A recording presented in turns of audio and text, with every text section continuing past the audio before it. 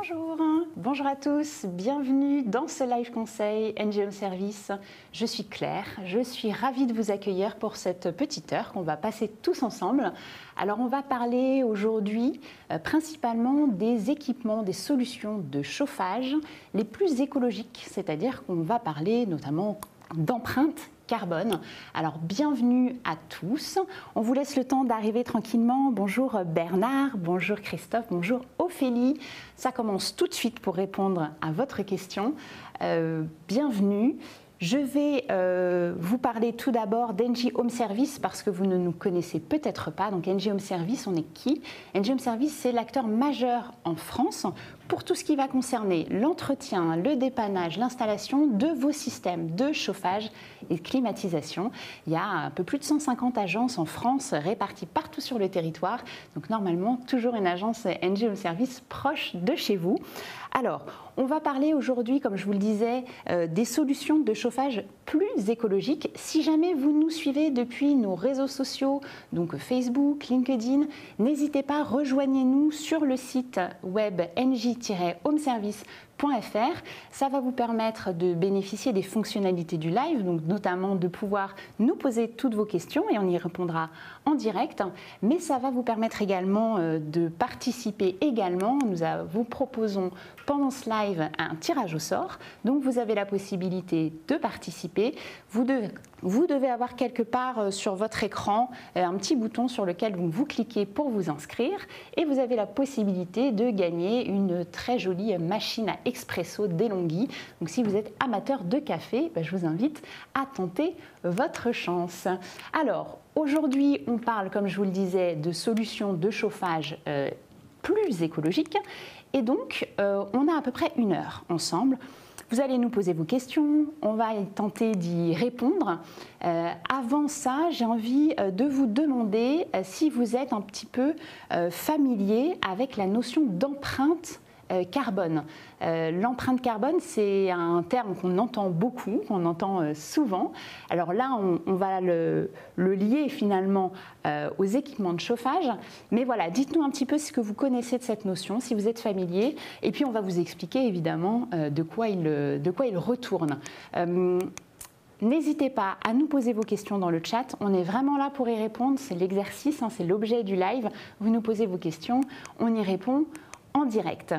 Alors, sur cette notion d'empreinte carbone, finalement, vous êtes assez familier, hein, vous nous dites, je vois 91% d'entre vous connaissent bien cette notion.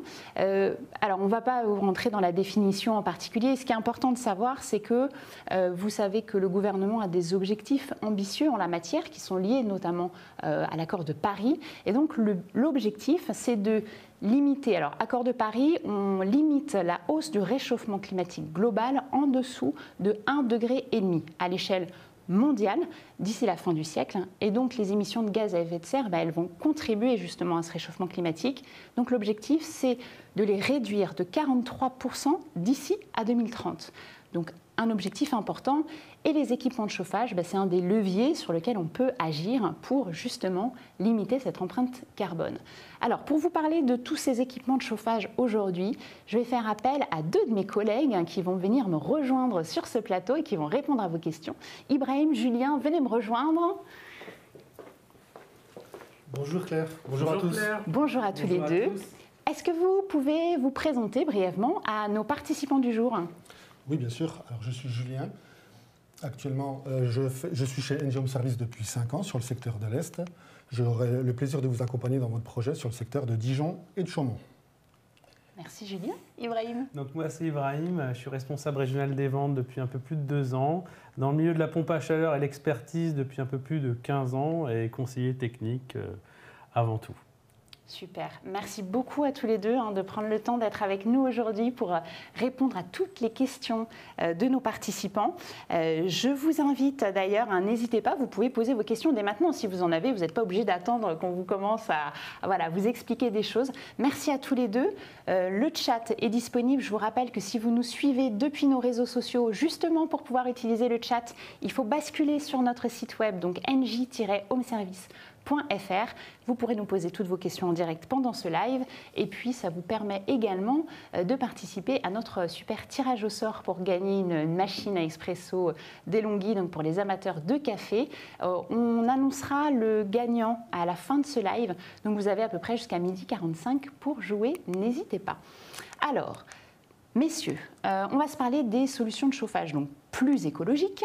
On a vu que nos participants aujourd'hui sont quand même assez familiers avec cette notion d'empreinte carbone, donc c'est bien parce qu'on va pouvoir parler directement du sujet qui nous intéresse. Je vous propose pour ça, la régie, on a un petit graphique super qui finalement donne les grandes masses sur les équipements différents équipements de chauffage et leur impact carbone. Est-ce que l'un de vous deux peut aller nous commenter ce petit graphique alors, qui s'affiche à l'écran, qu'on n'a pas encore sur la télé dans le studio, mais je vois que la régie s'active, on va l'avoir dans très peu de temps. Ça nous parle de différents équipements. Déjà, on y voit quel type d'équipement. Vous le voyez peut-être en ligne hein, déjà, vous, ce graphique, donc on peut vous le commenter comme ça. On a de la chaudière fuel, de la chaudière à condensation, de la chaudière à granulés, de la PAC RO, de la pompe à chaleur RR, de la chaudière biomasse. On a vraiment tout un tas d'équipements. Ibrahim, ça y est, le graphique est sur l'écran. C'est à toi de jouer. Bien. Donc les émissions de gaz à effet de serre, donc en fonction des équipements, le taux est plus important d'un équipement à un autre. On le voit ici, donc une ancienne chaudière fuel est à 414, ce qui est quand même un taux assez élevé. En remplacement d'une ancienne chaudière fuel, une pompe à chaleur RO arrivera à 79. Donc on a quand même une économie entre les deux produits de 81%, ce qui n'est vraiment pas négligeable. 81%, pour vous donner une idée, c'est environ 15 000 km en moins effectués en trajet sur un véhicule par an. Donc c'est quand même assez conséquent, Claire. Oui, tout à fait. Merci beaucoup, Ibrahim. Alors là, tu nous as fait un petit focus plus spécifique finalement sur la PAC, l'empreinte carbone donc de la pompe à chaleur RO, si on remplace par un autre équipement. La régie, je crois qu'on a aussi un autre petit graphique hein, qui est justement fait le focus sur la plus gaz. précisément. Non, sur la pompe à chaleur, je crois qu'il ne s'affichait pas à l'écran. Celui-ci, merci beaucoup, super. Donc vous le voyez, c'est ce que vous disait Ibrahim, cette notion de réduction de l'empreinte carbone de 81%. Quand on passe finalement d'une pompe à chaleur à on était sur une ancienne chaudière fuel, on passe à une pompe à chaleur, c'est 81% de gain de carbone. Et quand on passe finalement d'une ancienne chaudière gaz à une pompe à chaleur, c'est un petit peu moins élevé, mais c'est quand même 72%, c'est quand même quelque chose d'assez intéressant. Ce qui est intéressant et non négligeable. Vous le verrez, ce fil conducteur là de l'empreinte carbone, il va vraiment nous suivre tout au long de ce live et on va vous parler à chaque fois pour chacun des équipements de cette notion d'empreinte carbone. Alors, là on a parlé des émissions de carbone. Messieurs, je voudrais qu'on s'attache un peu plus à la pompe à chaleur. Déjà, est-ce que vous pouvez nous parler des avantages de la solution pompe à chaleur? Qu'est-ce qu'elle nous apporte? Quels sont ses atouts? Bien sûr, Claire, on peut en parler. Donc, la pompe à chaleur peut nous permettre d'économiser jusqu'à 1 500 € sur notre facture et également émettre 4 fois moins de CO par rapport à votre chaudière actuelle. Elle utilise les calories qui sont dans l'air, qui sont renouvelables à souhait et illimitées. Donc 1 500 € par rapport à une chaudière gaz, Julien, si mes souvenirs sont bons. C'est bien ça, Ibrahim, oui. Ouais, 1 500 €, ce qui n'est pas négligeable. C'est important par les temps qui courent, effectivement, 1 500 €, ça devient important, ça pèse dans les dépenses du ménage. Alors, je voudrais qu'on explique peut-être un peu plus concrètement à ceux qui nous suivent comment on fait, parce que ce n'est pas de la magie non plus, hein, la pompe à chaleur, c'est de la technique. Par quel procédé, finalement, comment le fonctionnement de la pompe à chaleur permet ce type d'économie, que ce soit les économies d'énergie ou les économies de carbone. Et je crois qu'on a d'ailleurs encore à nouveau un super petit schéma. En fait, ce n'est pas de la magie, Claire, c'est de la thermodynamique. Ah voilà, il me manquait le mot magique qui est la thermodynamique. Donc la thermodynamique, son principe, c'est quoi? En fait, cette machine, récupérer les calories qu'on peut trouver dans l'air, hein, qui sont présentes dans l'air et qui sont illimitées et gratuites. Ces calories, elle va les récupérer, elle va les compresser via un compresseur qu'on voit ici sur le schéma. Et elle va les apporter ici dans le réseau de chauffage, donc via des radiateurs ou un plancher chauffant, pour pouvoir lui donner les calories et pouvoir gérer le système de chauffage via un thermostat sans fil dans la maison. On lui rentre la température un peu qu'on veut, 19 degrés, ce qui est préconisable d'ailleurs. Donc ici, ce système-là va vous permettre de faire des économies car l'énergie est gratuite et elle a un coefficient de performance qui est en moyenne de 1 pour 3 voire 4. C'est-à-dire que pour 1 kW d'électricité consommée pour se mettre en route, cette machine va restituer jusqu'à 3 à 4 kW. D'ailleurs, on peut le voir, je ne sais pas si la régie peut encore bouger un petit peu et puis montrer le groupe extérieur qui va permettre de récupérer ces calories. Voilà, on y est, je suis à côté. Donc ici, ce groupe extérieur va récupérer les calories dans l'air extérieur, donc c'est lui qui va dehors.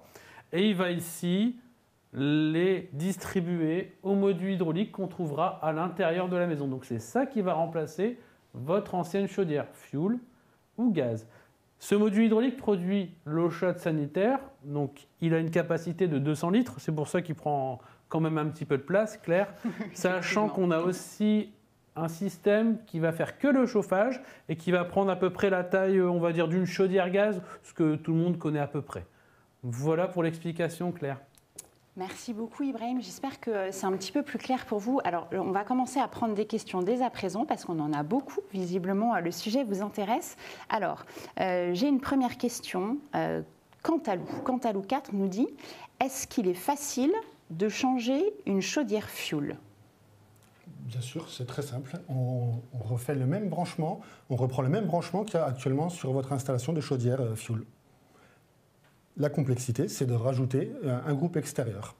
Et ça sera déterminé lors de la visite, lors de notre visite chez vous, pour voir le dimensionnement de l'appareil. Alors, c'est bien que tu parles de cette visite, Julien, parce qu'effectivement, on a quelqu'un qui nous demande, est-ce qu'un expert de chez vous passe à domicile pour proposer des solutions ? Alors, c'est même pas est-ce qu'il peut, c'est obligatoire. Il doit. On n'a pas le choix, on est obligé de regarder différents aspects de la maison, que ce soit l'isolation de la maison, que ce soit les volumes. Une maison de 90 mètres carrés ou une maison de 200 mètres carrés n'a pas les mêmes besoins. Ensuite, on pose les questions aussi, le nombre de personnes dans le foyer, ils n'auront pas les mêmes besoins d'eau chaude sanitaire également, Claire. Regardez les radiateurs, donc il y a vraiment beaucoup d'aspects à regarder pour pouvoir déterminer le choix du système de chauffage, parce que ça peut être la pompe à chaleur ou peut-être autre chose, Claire. Alors justement, la pompe à chaleur ou autre chose, qu'est-ce qui ferait que ce serait autre chose ? Est-ce qu'il y a des contraintes particulière pour installer une pompe à chaleur? Est-ce qu'on peut l'installer partout? Non. On ne peut pas l'installer dans des appartements, par exemple, plus qu'un groupe extérieur. On est toujours obligé, dans un appartement, de demander au syndic de copropriété si on a le droit ou pas de l'installer. Donc là, non, on ne pourra pas installer une pompe à chaleur. On pourra installer une nouvelle chaudière dont on va parler tout à l'heure, Claire. Ok, top. Et sur, est-ce qu'il y a des choses à vérifier ou qui sont un peu des prérequis finalement en termes de, je sais pas moi, de configuration du logement, d'environnement? Bien sûr, Claire, il y a une certaine contrainte technique à regarder. Il y a une isolation minimum à avoir dans la maison et un certain volume où qu'on pourra remplacer la chaudière par une pompe à chaleur ou un autre matériel. Alors ça, c'est important, cette notion d'isolation. Tu fais bien de le souligner, Julien, effectivement. C'est important de prendre en compte toutes les caractéristiques du logement. Et effectivement, avant de changer votre équipement de chauffage, une des premières choses qu'il faut faire dans votre logement, c'est effectivement veiller à avoir une isolation correcte. Donc la recommandation, je crois, c'est toujours déjà de procéder à l'isolation. Et une fois que vous avez effectivement bien isolé votre logement, là, vous pouvez penser à changer votre vieil équipement de chauffage. Oui. Ça maximisera finalement aussi les performances et le gain les économies que vous pourrez avoir. C'est ce que je dis d'ailleurs un peu toujours, Claire. On a beau avoir le meilleur système de chauffage du monde, si on n'a pas une bonne isolation, ça ne va pas servir à grand-chose. Oui, effectivement. C'est une bonne image. Alors, on a plein de questions. Je continue à vous les poser au fil de l'eau quand elles arrivent. Alors, on a une question d'Alexandre. Alexandre, il dit « J'ai déjà dans la maison une pompe à chaleur RO qui commence à être âgée. Est-ce que je peux avoir des aides si je la remplace? Et est-ce qu'il y a d'autres moyens de chauffage encore plus écologiques que la pompe à chaleur RO ?» Qu'est-ce qu'on peut répondre à Alexandre? Tu veux que je réponde, Julien? Oui, allez, vas-y. Allez, on y va. Alors, la pompe à chaleur RO, le moyen de chauffage plus écologique, il a dit, c'est ça? Plus écologique. C'était Plus le sens de sa écologique, question, non. Il n'y effectivement. aura pas de moyen de chauffage plus écologique que la pompe à chaleur RO à l'heure d'aujourd'hui. Des aides, oui, il pourra en bénéficier. Il peut bénéficier de ma prime rénov pour pouvoir remplacer son ancienne pompe à chaleur. Après, tout dépend de ses revenus, Claire. Donc ça, il pourra venir en agence pour pouvoir savoir ou demander à un technicien de venir chez lui pour qu'il puisse lui donner les bonnes informations. Il n'aura pas les certificats d'économie d'énergie, de coup de pouce, je veux dire, hein, qu'on peut proposer chez Engie Home Service. On va en parler d'ailleurs après. Mais il peut avoir des aides éventuelles. Voilà. Alors, merci beaucoup à Ibrahim pour cette question. On reviendra après après sur la question des aides, etc. Parce qu'effectivement, il y a pas mal de choses à vous dire à ce niveau-là. On a parlé là de la pompe à chaleur RO. Donc, vous nous avez expliqué, dans une maison plutôt bien isolée. Dans une maison, parce que il faut pouvoir installer les deux machines que vous voyez en plateau. Il faut un jardin. L'unité extérieure qui va dehors et l'unité intérieure qui est finalement assez imposante aussi à l'intérieur de la maison. Si jamais la solution pompe à chaleur RO, par exemple, ne fonctionne pas, ou en tout cas n'est pas possible, déjà pour quelles raisons est-ce que ce n'est pas possible et surtout qu'est-ce qu'on peut proposer comme alternative?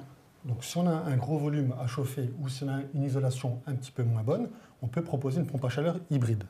La pompe à chaleur hybride, c'est une pompe à chaleur et une chaudière à condensation qui est jumelée à celle-ci. Ça fonctionne sur le même principe donc la pompe à chaleur classique, mais en ajoutant une chaudière à condensation. On va D'accord. chercher des calories supplémentaires sur la chaudière. Ouais, elle fonctionne avec deux énergies en fait, hein, c'est ça, Julien? Oui, Exactement. la thermodynamique et le gaz. Voilà, et souvent aussi, on pourra dire qu'elle sera un peu moins encombrante puisque le groupe extérieur, je ne sais pas si on peut le montrer à l'écran aussi, il est 2 fois plus petit puisqu'en fait, elle va utiliser deux énergies. Par grand froid, elle va utiliser le gaz et on va dire aller au-dessus de 1 ou 2 degrés, elle va utiliser la pompe à chaleur, donc sur une grande partie de l'année, Claire. Ok, super. Sur cette notion un petit peu là de pompe à chaleur hybride, alors on nous demande quels sont les avantages, les inconvénients de cette pompe à chaleur hybride. Alors je sais pas par quoi, on commence par les avantages peut-être, après on parle des inconvénients. Est-ce que vous pouvez nous donner un peu plus de billes sur les avantages de cette pompe à chaleur hybride, messieurs? Je me permets, Julien. Ok. Alors les avantages, si on a une maison qui est en cours de rénovation, qu'on va rénover par la suite, mais on ne peut pas tout faire d'un seul coup parce que la rénovation de l'isolation, ça peut être un certain budget. Donc ça nous permettra d'avoir une alternative entre la pompe à chaleur et le gaz. Après, les inconvénients, on utilisera deux énergies, donc on aura peut-être 2 abonnements, mais un inconvénient, je ne pourrais pas vous dire vraiment. Oui, c'est un inconvénient mineur, on va Voilà. dire. Ça passe. Voilà. Après c'est une question d'économie d'énergie, hein, c'est toujours pareil, hein, c'est le portefeuille, Claire. Hein. C'est le portefeuille qui dicte. Alors, Voilà. vous avez une petite slide, effectivement, donc on parle de jusqu'à 44% d'économie d'énergie. Vous l'avez vu s'afficher à votre écran. Je voudrais qu'on revienne peut-être sur la partie des économies de carbone, en tout cas des émissions de carbone, parce qu'il me semble que là aussi, on a une petite slide qui donne les émissions, je crois, de la PAC hybride quand on change de système. Alors c'est peut-être... on va vite. Non, là on est sur la chaudière à granulés. Bon, peut-être pas, mais c'est pas grave. En tout cas, c'est ce que vous avez là. On a les 70% d'émissions. Alors, on continue avec les questions. La question, on parlait de portefeuille. Évidemment, on a une question. On nous demande combien coûte la pompe à chaleur hybride. C'est Bernard qui se demande ça. Qu'est-ce qu'on peut donner comme fourchette de prix? Une pompe à chaleur hybride, c'est un budget d'environ 16 000 €. Et alors du coup, en comparaison, sur une pompe à chaleur RO, puisqu'on nous pose également la question... Pompe à chaleur RO, c'est un budget environ 13 000 €. Ça, c'est quoi? C'est des budgets moyens? Parce que j'imagine qu'il y a oui, des variations. Tout à fait, ça dépend de la puissance, ça dépend est-ce qu'elle va produire l'eau chaude ou pas, ça dépend de la caractéristique de la maison, est-ce qu'on va avoir des travaux complémentaires, un peu plus de complexité, où tout est simple, tout est dans le garage. Voilà, ça dépend des installations. Top. Je reviens, on a parlé des inconvénients tout à l'heure, alors la pompe à chaleur hybride ou peut-être même pompe à chaleur RO. Je vois qu'on a une question dans le chat, on nous demande, est-ce que la pompe à chaleur fait beaucoup de bruit? Je te laisse répondre, Julien. Non, la pompe à chaleur ne fait pas beaucoup de bruit. Au moment où elle peut produire le plus de bruit, c'est le moment qui va faire très froid. Donc quand il fait très froid chez vous, vos fenêtres sont fermées. Donc vous n'allez pas avoir cette sensation de bruit, vous, comme vos voisins. Donc finalement, ce que tu dis, Julien, c'est que c'est le module qui est à l'extérieur qui peut faire du bruit. Le module à l'intérieur, lui, il n'y a pas de... le module à l'intérieur, il fait le même bruit qu'une chaudière, voilà. Claire. D'accord, c'est le oui, même donc principe. c'est neutre. Tout à fait. Je vais peut-être ajouter quelque chose, Julien. Tout dépend aussi de la façon dont elle est installée, cette pompe à chaleur, surtout au niveau du groupe extérieur. Je me permets de montrer quelque chose que j'ai ici. C'est des Rubberfoot, c'est des cylindres blocs anti-vibration, anti-bruit. Donc c'est des gros patins en caoutchouc qui permettent d'atténuer le bruit. Donc il faut que ce soit posé sur une dalle béton de niveau et sur ce système de Rubberfoot, des plots anti-vibration, anti-bruit.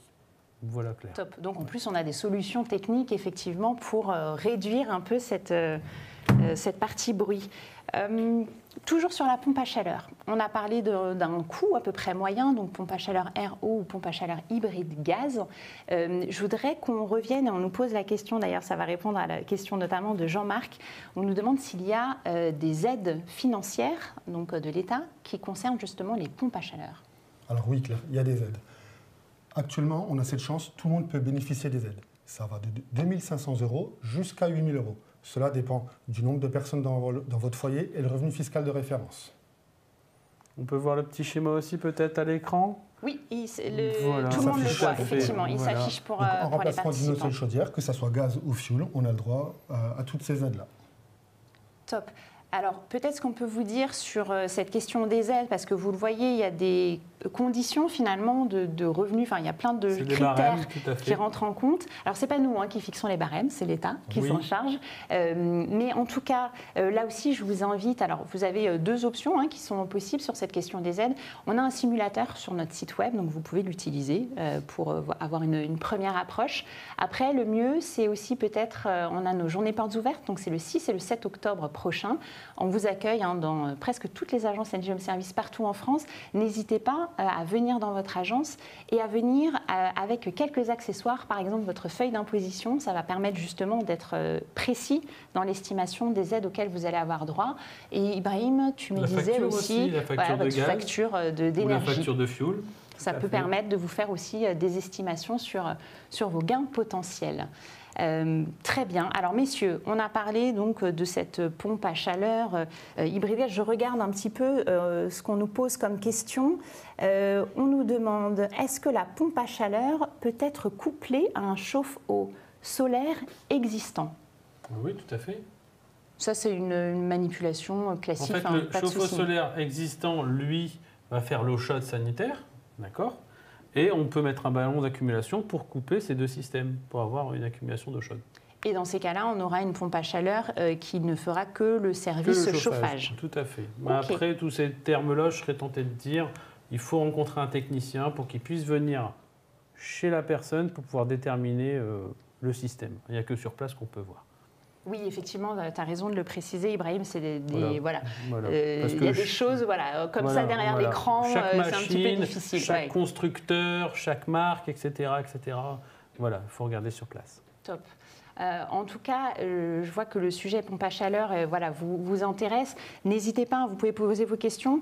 Pour information, on fait un live conseil demain, justement spécifique, dédié à la thématique pompe à chaleur. Donc on approfondira cette thématique de la pompe à chaleur. Et on reparlera à ce moment-là de la pompe à chaleur, alors RO, hybride, RR, enfin bref.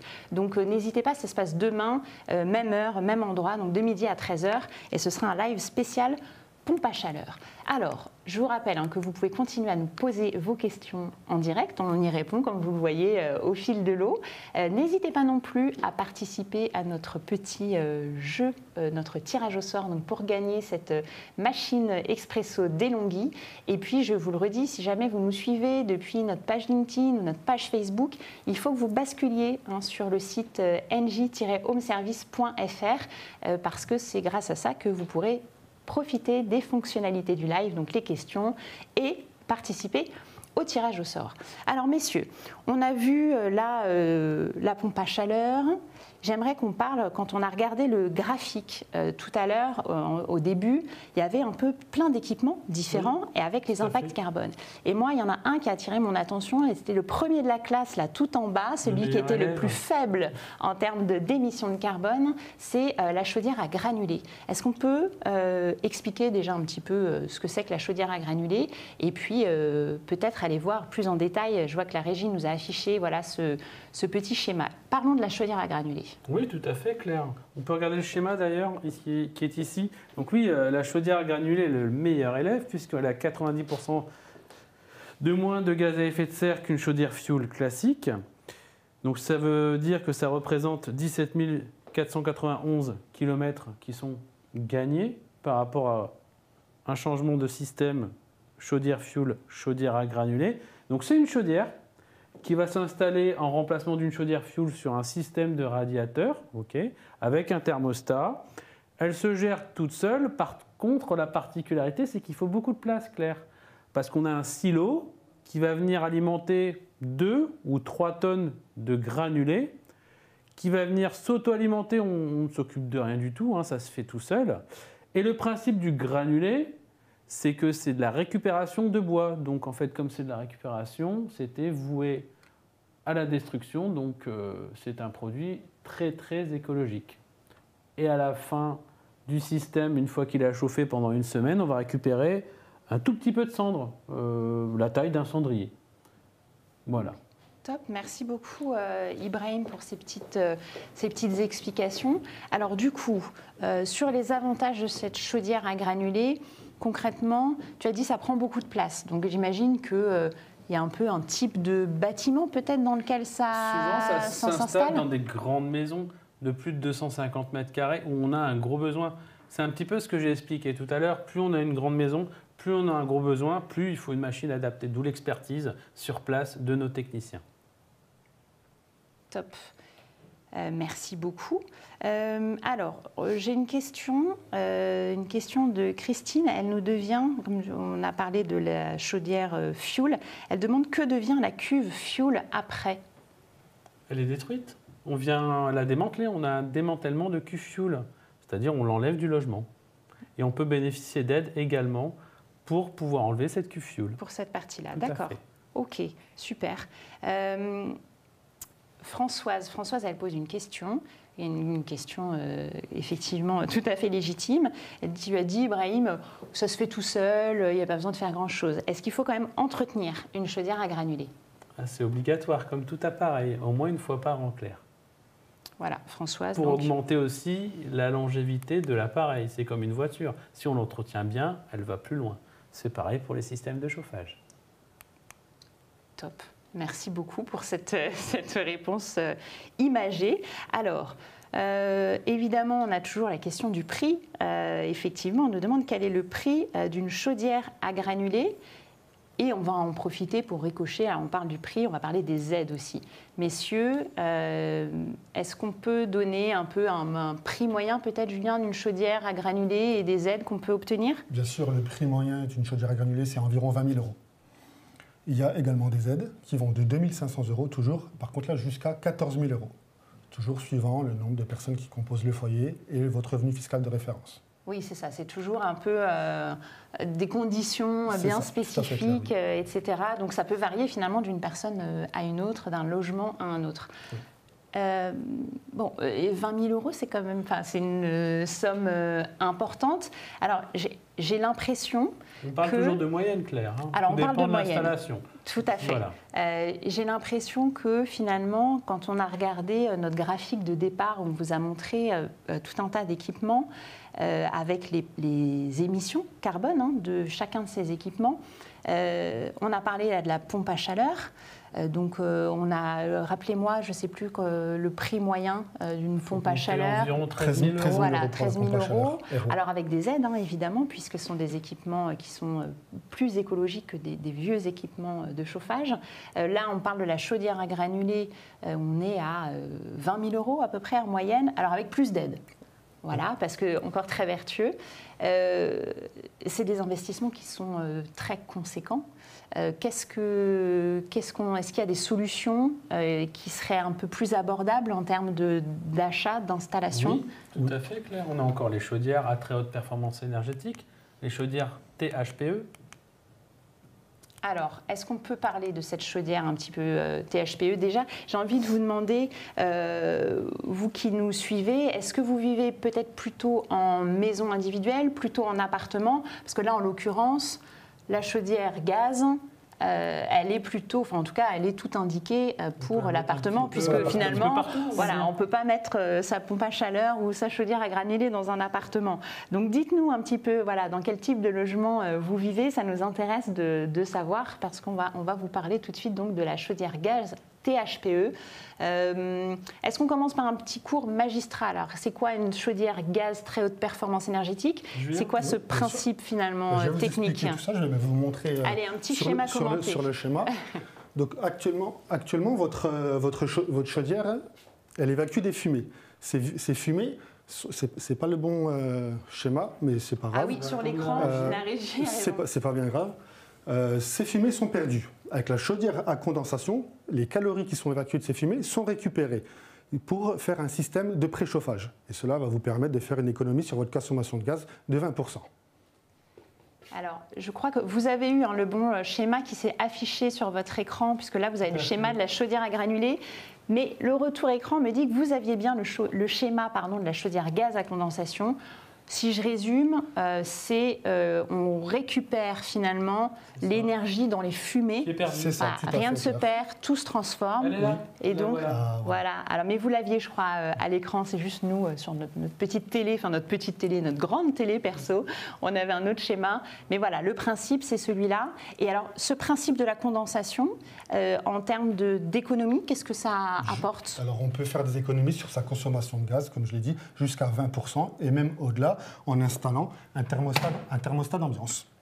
Ce petit appareil que vous avez peut-être chez vous déjà, on l'installe soit sur votre mur ou soit dans votre séjour, sur votre table basse, pour vous permettre de faire bénéficier d'une bonne température chez vous. Top, merci beaucoup. Donc ça, on a parlé effectivement du gain apporté par la chaudière gaz THPE. En termes de carbone, alors en réduction d'énergie, on va dire consommation d'énergie, donc jusqu'à 20%, et un peu plus du coup, si on s'équipe d'un thermostat, d'un système de régulation. Voilà, parce que c'est programmable et à distance. Via ton smartphone, Claire, tu peux piloter ta chaudière et avoir la température que tu veux. Ça, moi, c'est pas négligeable. Ça, ouais, je sais que tu aimes bien. Pouvoir faire là depuis mon téléphone et tout, ça me plaît bien, ça, garder le contrôle. Et alors sur les économies de carbone, puisque c'est un peu notre fil rouge, la chaudière gaz, par exemple, par rapport à une vieille chaudière gaz, c'est quoi le gain qu'on peut espérer? On a une réduction de l'empreinte carbone de 18% avec la chaudière à condensation, Claire. Ok. Oui, donc finalement, c'est pas la première de la classe, mais on fait un effort. Elle a quand même des vrais atouts. Je voudrais qu'on réponde à une question là qui nous est arrivée dans le chat. Donc, c'est Pascal. Bonjour Pascal. Pascal nous dit bonjour, j'ai une chaudière gaz de 2010. Je souhaite garder les radiateurs. Oui. Est-il possible? Et quel moyen de chauffage je dois prendre? Pompe à chaleur ou chaudière gaz? L'expertise qui sera faite chez lui, c'est ce que je serais tenté de dire.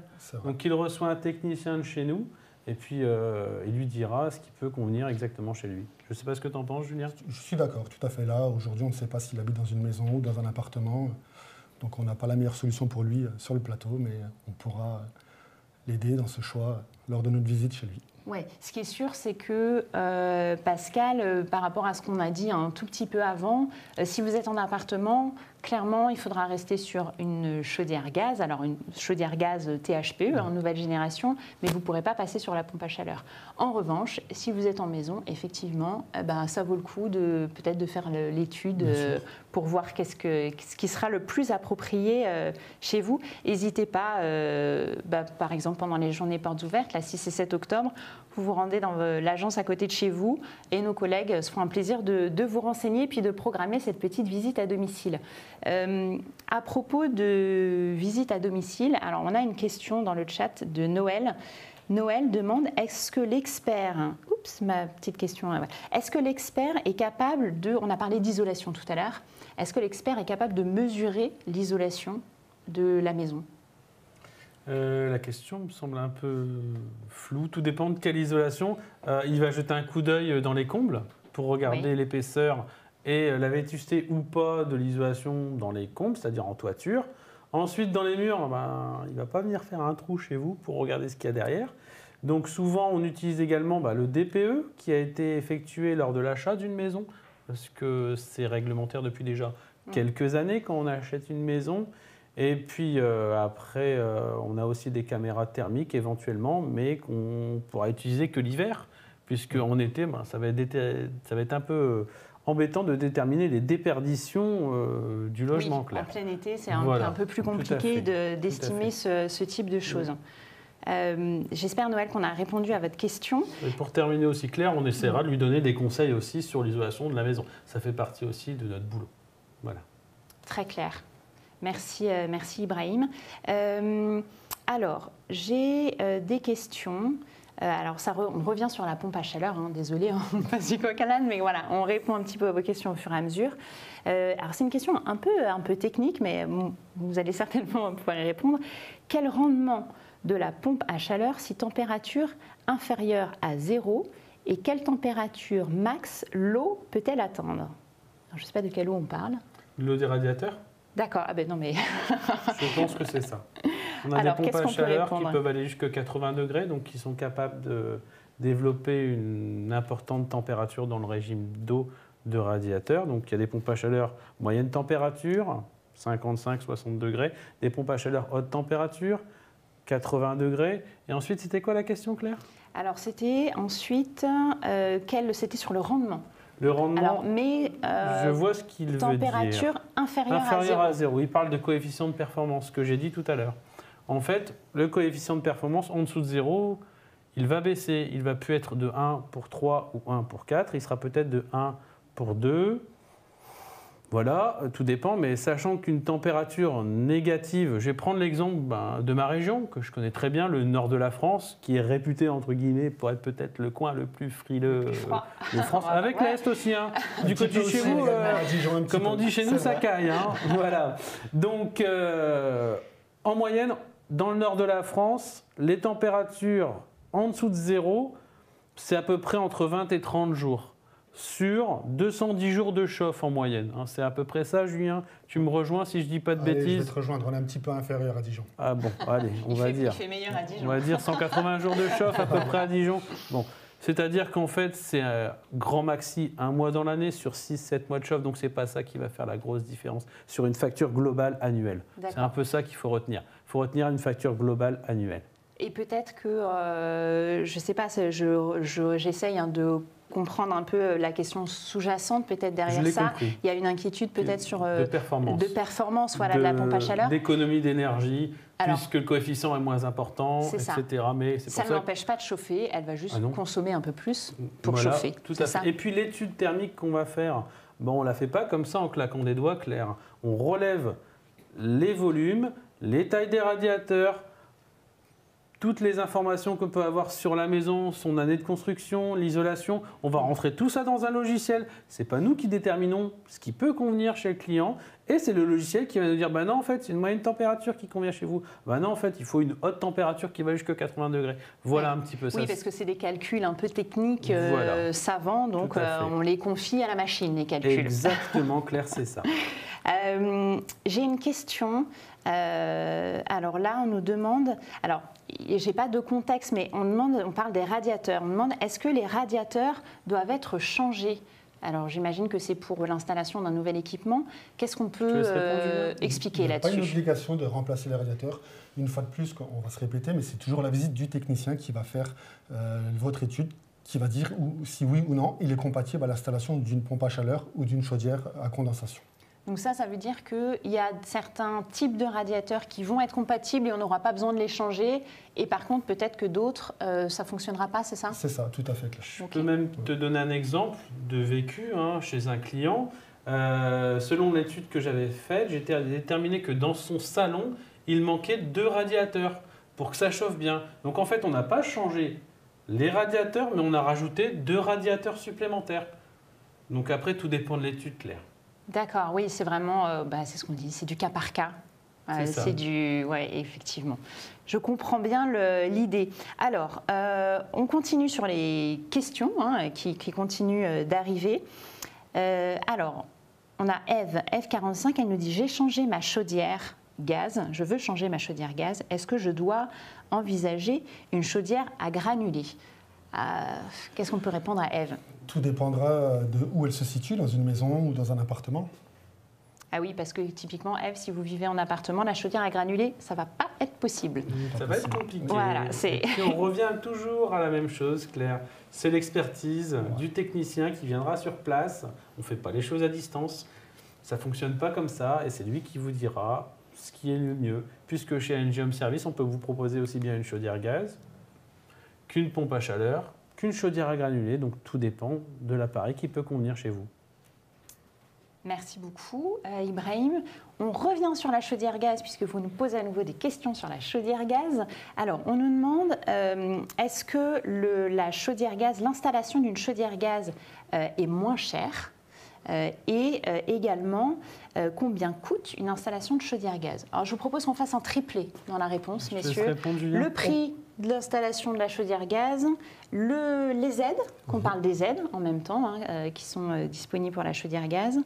Et puis voilà, c'est pas un triplé, c'est un doublé. On t'écoute, Julien. Donc oui, bien sûr, on peut remplacer. La question, c'était quoi déjà, Claire? Le prix moyen de l'installation d'une chaudière gaz. Le prix de la chaudière gaz, environ, c'est 3 500 €.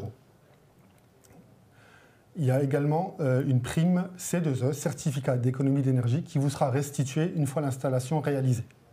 Et on bénéficie actuellement de notre TVA à 5,5, qui est valable jusqu'au 31/12 de cette année. Et la régie, je crois qu'il y a une petite slide là-dessus qui redonne justement ces informations sur la prime énergie sur l'installation de la chaudière à condensation. Ça vous redonne du coup les montants, les dates. Jusqu'à 200 €, c'est ça? Voilà, c'est ça. Jusqu'à 200 €, oui.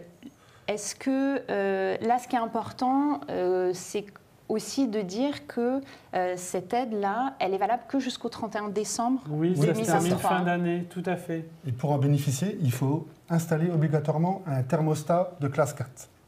Donc programmable et pilotable à distance si vous le souhaitez. Ce qu'on a tout intérêt à faire, puisqu'on a vu tout à l'heure, c'est aussi ce qui permet d'avoir des économies d'énergie supplémentaires. Et la TVA réduite, j'ai entendu parler de quelque chose, Claire, je ne sais pas si tu es au courant. Oui, il se passe beaucoup de choses autour de la chaudière gaz en ce moment, vous en avez certainement entendu parler. Donc pas d'interdiction à l'ordre du jour. Notre président de la République l'a réaffirmé haut et fort au journal télévisé il y a quelques jours.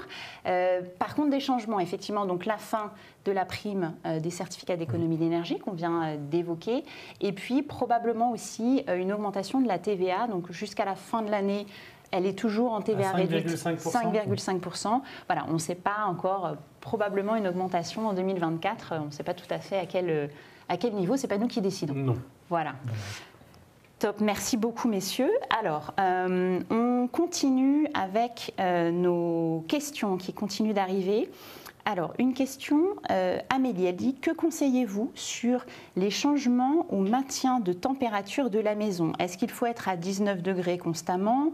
Est-ce qu'on varie entre 18 et 19? Est-ce qu'on baisse? Peut-être on peut redonner un peu les grandes recommandations à ce niveau-là? Je t'en prie, Julien. Il est recommandé de chauffer à 19 chez soi et de faire un abaissement de température pendant votre absence et la nuit également.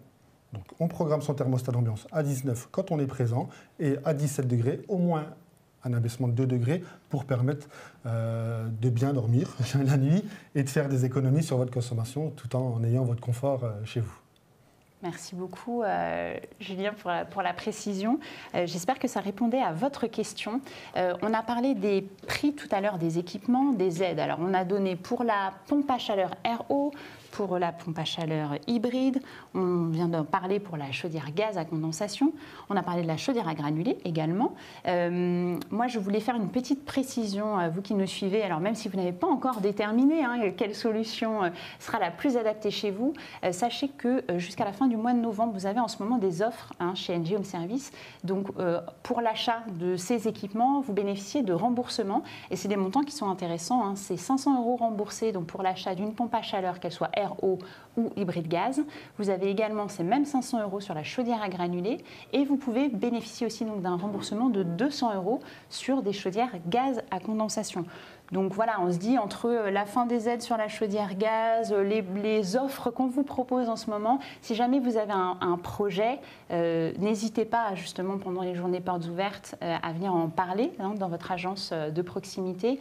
C'est peut-être le moment, en tout cas, vous pouvez la bénéficier de conditions tarifaires intéressantes. Voilà. C'était le petit point finance de ce live. Alors, je continue à prendre vos questions. On a quelqu'un qui nous demande, j'aime beaucoup ce petit pseudo, c'est Yoda. Donc Yoda est un homme sage. Et Yoda nous dit, y a-t-il des contrats d'entretien pour tous ces équipements? Oui, Claire. C'est le métier d'NG Home Service d'entretenir les systèmes de chauffage pour chaque matériel qu'on installera ou qui est présent chez nos clients. On entretient ce système avec un contrat annuel, tout à fait. Est-ce qu'on peut rappeler peut-être les obligations en termes d'entretien et puis au-delà des obligations, l'intérêt finalement d'entretenir correctement ces équipements de chauffage? Oui, bien sûr. Alors l'intérêt, c'est de conserver le coefficient de performance, de pouvoir bénéficier de ces économies réalisées grâce à cet nouvel appareil sur une grande durée. Et de toute façon, c'est obligatoire. L'assurance peut réclamer un certificat d'entretien sur l'appareil. Très bien. Donc, on maintient les performances et puis une notion un peu de sécurité, enfin voilà, d'obligation réglementaire. Est-ce que, je sais que quand on parle de... Alors, ces équipements, ils ne fonctionnent pas tous de la même manière. Il y a des aspects sécurité, je crois, principalement. Alors, pour la chaudière gaz, quand on parle d'entretien... Professionnel du gaz? Alors oui, effectivement. Ce qui est important, mais sur toutes les interventions, finalement, que ce soit de l'installation ou de l'entretien, effectivement, tu fais bien de le préciser, Ibrahim, c'est important. Soyez vigilants, faites bien appel à des professionnels qui ont les bonnes certifications. Alors, une de celles qui est bien connue, c'est RGE, reconnu garant de l'environnement. Déjà, ça va vous permettre de vous assurer que vos travaux, ou en tout cas ce qui doit être fait sur votre équipement, va être fait dans les règles de l'art. Et c'est quand même important. Et puis, on parlait des aides financières tout à l'heure. Il faut que vous passiez par un professionnel RGE pour pouvoir bénéficier de ces aides. Ça fait partie des conditions. Voilà. Donc, soyez toujours vigilants quand vous faites appel à un professionnel. Assurez-vous qu'il détienne bien ces fameuses qualifications qui sont importantes. C'était le petit point sécurité. Après le point finance, le point sécurité. Alors, on continue à prendre les questions. C'est important le point sécurité. Primordial. La sécurité, ça fait d'ailleurs partie des priorités d'NG Home Service. Ouais, tout à fait. Alors, on continue avec une question. Celle-ci, on a répondu. On a une question sur la consommation en électricité de la pompe. Alors, je ne sais pas, pompe à chaleur, si c'est RO hybride, mais une question donc, sur la consommation. Consommation, c'est ça, consommation d'électricité d'une pompe à chaleur. Est-ce qu'on peut apporter des précisions là-dessus? Tout à fait, Claire. À chaque étude qu'on fera chez la personne où on s'est déplacé pour pouvoir faire le dimensionnement de l'appareil, on lui remettra à la fin de l'installation, enfin même une fois qu'on a fait l'étude, une estimation de la consommation électrique par rapport à toutes les données qu'on aura relevées chez lui. Donc il pourra avoir une idée. Voilà. Tout dépend de la température extérieure, de la température de confort, l'utilisation d'eau chaude sanitaire, ça dépend de tout ça. Après, ce qu'on peut peut-être rappeler, je ne sais pas si vous étiez avec nous au début de ce live, on a expliqué le principe de la thermodynamique. Donc, sur la consommation d'électricité d'une pompe à chaleur, qu'elle soit RO ou hybride gaz, finalement, vous allez avoir effectivement cette consommation d'électricité pour faire fonctionner le moteur, mais votre pompe à chaleur, elle va aussi être, et en grande partie, alimentée justement par l'énergie qu'elle va trouver dans les calories qu'elle puise dans l'air extérieur. Donc, la consommation d'électricité, voilà, c'est une partie du fonctionnement de la pompe à chaleur. chaleur, mais la majeure partie de l'énergie avec laquelle fonctionne la pompe à chaleur. Et c'est bien pour ça qu'on parle d'énergie renouvelable. Hein. C'est un équipement dit ENR, cette fameuse pompe à chaleur. C'est parce qu'elle fonctionne justement en utilisant les calories de l'air, le principe de la thermodynamique que vous a brièvement expliqué tout à l'heure, voilà, en début de live. Alors, une question un peu technique. Visiblement, ce monsieur, bonjour Gérard, doit s'y connaître un petit peu. Il dit, compte tenu de l'inertie thermique d'un plancher chauffant, est-ce que c'est intéressant de programmer une température différente le jour et la nuit avec une pompe à chaleur RO? Donc là, on parle bien d'une pompe à chaleur RO. Oui, parce que tous les systèmes sont différents, Claire. Je pense que tout à l'heure, quand il a préconisé les moins 2 degrés, donc 17 degrés, c'était plus pour une chaudière à gaz, je pense, Julien. Par contre, pour une pompe à chaleur RO, on préconisera de garder la même température, en fait. J'explique simplement. Le groupe extérieur, lui, a une sonde qui détermine la température extérieure. Cette température extérieure est donnée en information au thermostat, qui dit, voilà, moi à l'intérieur, il fait 19. Ça y est, il commence à faire froid dehors. Donc je vais me mettre en route tout doucement. Donc en fait, elle va vraiment travailler sur une régulation de chauffage.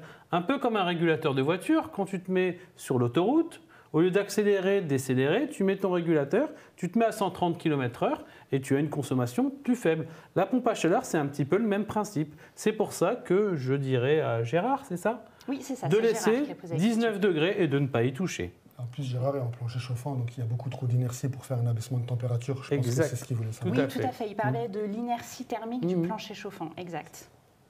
Top. Merci beaucoup à tous les deux pour cette réponse. Alors, on continue avec cette question. On a une question sur la durée de vie de ces différents appareils. Marco06, il nous dit, ça dure combien de temps la pompe à chaleur et aussi les autres appareils? Est-ce qu'on peut donner des moyennes, peut-être? En moyenne, allez, on part sur 15 ans. On repart sur 15 ans, tranquillement. Si c'est entretenu tous les ans par NG Home Service, une moyenne de 15 ans, Claire. Moyenne de 15 ans. Et ça, c'est pour tous les équipements? Il n'y a pas de variation, finalement, entre une chaudière gaz, une pompe à chaleur, une chaudière à granulés? Peut-être que la chaudière à granulés sera... je ne sais pas. Après... tout dépend de l'entretien, tout dépend des machines. Moi, je suis un peu comme Julien, je dirais une quinzaine d'années.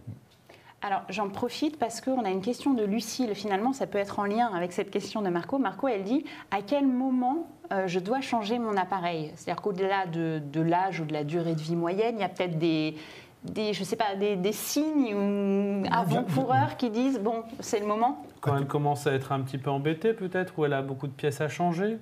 Ça, voilà. À quel moment elle souhaite réaliser des économies aussi? On peut lui demander. On n'est pas obligé d'attendre que ça tombe en panne en fait pour changer. C'est ça que tu veux dire, Julien? Oui. Et du coup, autant le faire l'été, tant qu'à faire. L'été, comme actuellement, ça peut être l'hiver, Claire. Une pompe à chaleur, on pose ça en moyenne, je dis bien en moyenne, en moyenne en 2 jours. Donc voilà. Donc, une chaudière, ça peut être fait dans la journée aussi, en moyenne, je dis bien. Tout dépend des installations, tout dépend de plein de choses. Donc non, ça peut être fait l'hiver également, Claire. Ok, très bien. Ouais. Merci beaucoup. On nous demande également, est-ce qu'il faut changer d'abonnement pour l'électricité en prenant une pompe à chaleur? Je te laisse répondre, Julien. Tout dépend de l'abonnement actuel du client. Pour la pompe à chaleur, il est quand même mieux d'avoir un abonnement en 9 kW. Il faut changer, généralement parce que l'abonnement standard, on est en 6 kW à la maison. Donc il peut y avoir ce changement à prévoir. Oui. Ok, top. J'espère que ça répondait à votre question. Je vous propose qu'on prenne peut-être encore quelques questions. On nous demande, c'est Bernard, il nous demande est-ce qu'il y a une garantie pour ces équipements? Alors j'imagine qu'il parle un peu de tous les équipements qu'on a évoqués aujourd'hui. Comment ça fonctionne à ce niveau-là, messieurs? Oui, il y a une garantie. Tout dépend du constructeur, mais généralement les pièces sont garanties 2 ans. Le compresseur est garanti 5 ans, donc il y a bien une garantie, oui. Top. C'est la garantie constructeur. Donc c'est valable pour tous les équipements. Pour la pompe à chaleur, oui. Top, merci beaucoup. Écoutez, je vois l'heure qui tourne. Je vous propose qu'on prenne une dernière question peut-être et puis ensuite on vous fera peut-être un petit résumé de tout ce qu'on s'est dit là pendant ce live.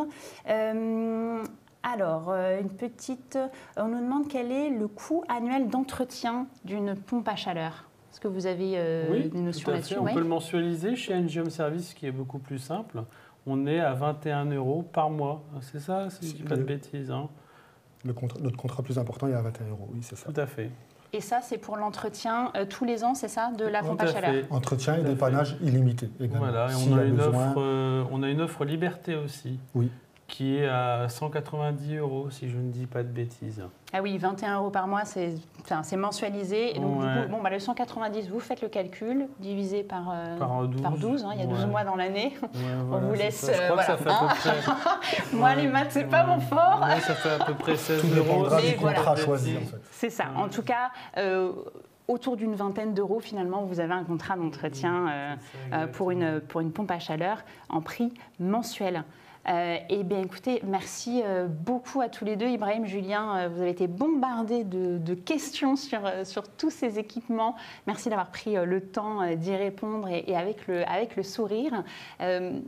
Alors, en conclusion, ce qu'on peut se dire, parce qu'on va arriver là à la fin de notre live, on avait dit 1 heure, on savait qu'on avait beaucoup de sujets à vous présenter, sur lesquels on voulait vous donner des conseils, des informations. Donc déjà, on espère que vous y voyez un petit peu plus clair et que peut-être vous avez intégré du coup ces notions un peu d'empreinte carbone sur les différents équipements de chauffage. Donc évidemment, qu'est-ce qu'on peut vous dire? Pour réduire votre impact carbone, en tout cas l'impact carbone de vos équipements de chauffage, vous pouvez bien sûr le rénover et remplacer votre ancien appareil par un nouvel appareil, nouvelle génération. Pour réduire votre impact au maximum, tournez-vous vers les appareils qui fonctionnent aux énergies renouvelables. On a parlé aujourd'hui donc de la pompe à chaleur RO, de la pompe à chaleur hybride, de la chaudière à granulés, alors qui s'appelle aussi chaudière à pellet, chaudière biomasse, voilà. Hein, donc tout ça c'est le même petit nom. Donc ça ce sont des solutions qui sont à portée de main en remplaçant vos vieux appareils. Vous pouvez également, on a parlé de la chaudière gaz à condensation, la fameuse très haute performance énergétique, THPE de son petit nom. Donc tout ça sont des solutions que vous pouvez utiliser pour réduire l'impact carbone de vos équipements. Soyez toujours vigilants sur cette notion d'isolation. Hein. Vous nous l'avez bien précisé, messieurs, cette notion d'isolation de votre logement, c'est important parce que vous pouvez avoir le meilleur équipement aux énergies renouvelables. Si votre maison elle n'est pas correctement isolée, vous n'aurez absolument pas les performances et les gains escomptés. Donc voilà, ça c'est vraiment quelque chose d'important. Sur tous ces sujets, soyez vigilants.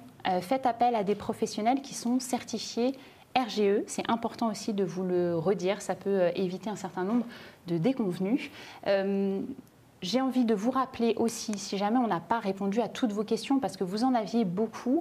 Alors moi, je ne me tiens pas à votre disposition pendant les journées portes ouvertes, puis je ne suis pas une experte comme mes collègues, mais il y a dans plus d'une centaine d'agences en France, donc le 6 et le 7 octobre prochain, des journées portes ouvertes. Donc n'hésitez pas justement à aller ouvrir la porte de l'agence la plus proche de chez vous. Sur notre site web, vous allez retrouver les coordonnées de toutes les agences qui participent à ces journées portes ouvertes. Venez-y avec votre feuille d'imposition, avec votre projet peut-être en tête, et puis on se fera un plaisir de répondre à vos questions et puis d'approfondir vraiment votre cas personnel sur ce sujet des équipements de chauffage. Vous pourrez en profiter pour bénéficier donc des offres promotionnelles qui sont intéressantes en ce moment, jusqu'à 500 €, enfin pas jusqu'à 500 € remboursés, pompe à chaleur RO, pompe à chaleur hybride, chaudière à granulés et 200 € pour notre petite chaudière gaz THPE. Donc voilà, si jamais vous avez un projet, n'hésitez pas, c'est peut-être le moment. Je voudrais donner le nom. Est-ce qu'on peut, à la régie, peut-être, attendez, je regarde sur ma tablette, je devrais avoir le nom du gagnant de notre petite machine expresso qui devrait s'afficher. Alors, je cherche, désolée, c'est pas très... je ne vois pas. Alors, attendez. Petite tablette. Bon, écoutez, là. On donnera en ligne. Ah, on me fait signe qu'on a le nom du gagnant dans 2 minutes. Ok, donc je vous redis ça dans 2 minutes. En attendant de vous donner le nom de ce fameux gagnant qui va pouvoir siroter son café excellent du matin, je vous dis, vous allez avoir un petit widget ou quelque chose qui va s'afficher à la fin de ce live. N'hésitez pas à nous dire si vous avez apprécié. Donc vous mettez des petits cœurs, je ne sais plus si c'est des étoiles, enfin quelque chose en tout cas. Faites-nous un retour justement sur ce live. Ça nous permet aussi de nous améliorer, de vous proposer des choses nouvelles à chaque fois. Donc n'hésitez pas à répondre à ce petit questionnaire. Ça a été un grand plaisir d'échanger avec vous donc, sur ces thématiques de chauffage plus écologique. Je vois, alors si, ça y est, j'ai le nom du gagnant. Donc le gagnant, c'est Alexandre. Donc Alexandre, bravo. Alexandre, vous allez pouvoir déguster un très bon café. Vous penserez à nous en buvant votre petit café du matin à NG Home Service. Ça nous fait plaisir de vous l'offrir. Il me reste à remercier encore Ibrahim, Julien pour leur aide précieuse et tous les conseils qu'ils vous ont apportés. Merci à vous de nous avoir suivis.